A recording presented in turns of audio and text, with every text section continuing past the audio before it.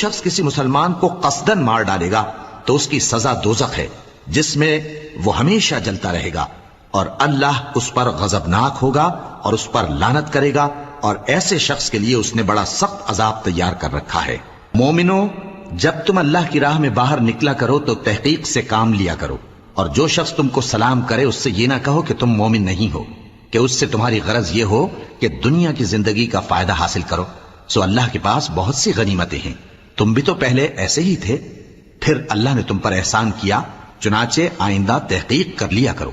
بے شک جو عمل تم کرتے ہو اللہ کو سب کی خبر ہے۔ جو مسلمان گھروں میں بیٹھ رہتے اور لڑنے سے جی چراتے ہیں اور کوئی عذر نہیں رکھتے، وہ اور جو اللہ کی راہ میں اپنے مال اور جان سے جہاد کرنے والے دونوں برابر نہیں ہو سکتے۔